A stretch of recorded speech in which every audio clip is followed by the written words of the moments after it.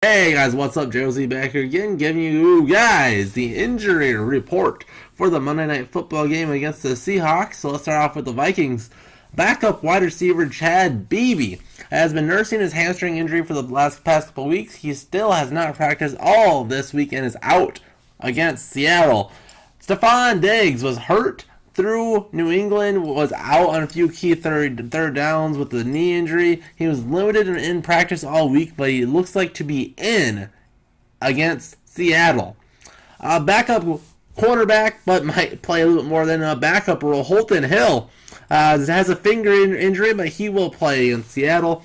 Eric Kendricks, a linebacker, rib injury, did not practice until Saturday, where he was limited. He is questionable against Seattle, and this is the first one where I think I want to highlight as being pretty big. Seattle Seahawks is a run-first team, having three running backs that they can depend on to get the ball, and of course Russell Wilson's one of the best running quarterbacks in the league too. So Eric Kendricks potentially not playing is pretty big news for the Vikings. Moving on to another run specialist on the other side of the ball, David Morgan, a run blocking tight end, has a knee injury and he did not practice all week and he is out against Seattle. Another big injury. You guys know how much I love David Morgan. Practically the Vikings' best offensive lineman, except he plays tight end. Such a key member of the Vikings' run offense, and we need a running game going if we want to beat anybody in the playoffs. And since the Seattle Seahawks are potentially a playoff team, this is definitely one where we would want David. Hopefully he's healthy very soon. Vikings, I hope, was tackled, but he is guard this year. Mike Remmers, lower back injury, but he had full participation. He should be good to go against the Seahawks. I expect the injury to maybe slow him down just a little bit. Vikings, shutdown order last year to mediocre cornerback this year, Xavier Rhodes.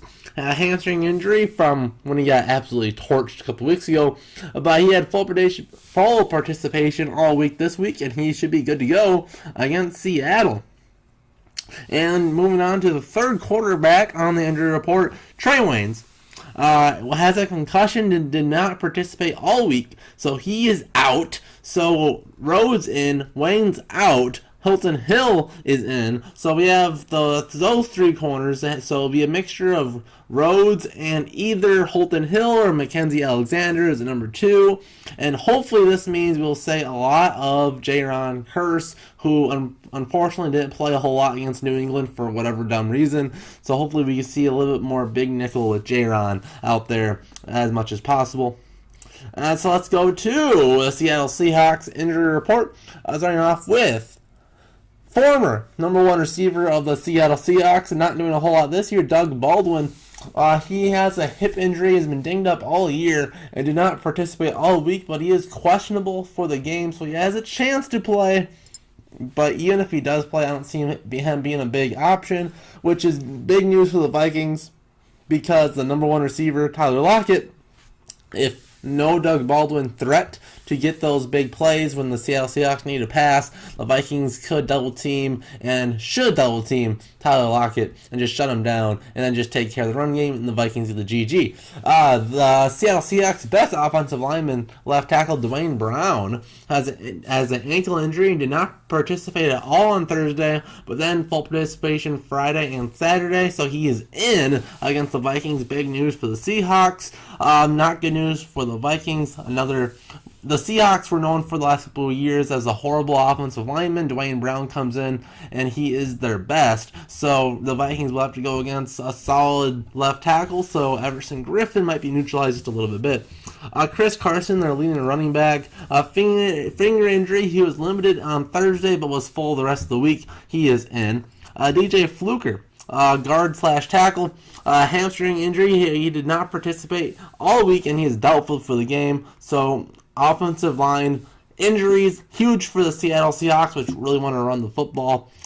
And then let's go down to Trey Madden, their fullback. He has a chest injury. He was limited on Thursday, but was full participation on Friday to being back unlimited on Saturday, which makes him questionable for the game. Could potentially be somewhat big news, almost as big as David Morgan being out for the Vikings. Trey Madden being out for the Seahawks plays a similar role, as helps their running game out a little bit. And then their first round running back, rookie Rashad Penny, ankle injury. He was not on the injury report Thursday and Friday and fully participated on Saturday, but for some reason is questionable coming into this game. So being their number 3, maybe number 2 running back, big news if he doesn't play. That means a heavier workload for the other guys, and the Seahawks might have to get out of their comfort zone just a little bit and pass the ball a little bit more. Maybe the most fun guy on this list, former Vikings defensive tackle, Shamar Stephen, has a foot injury. He was limited on practice Thursday and Friday, but fully practiced on Saturday and should be good to go for Monday night. And the biggest member of the Seattle Seahawks on here, one of their best players on defense, a good linebacker, KJ Wright, has a knee injury, did not participate all week, and is out for the game. So, hey, if the Vikings want to run the ball, let's go against the more depleted linebacker core for the Seattle Seahawks, and hopefully we can get something going there.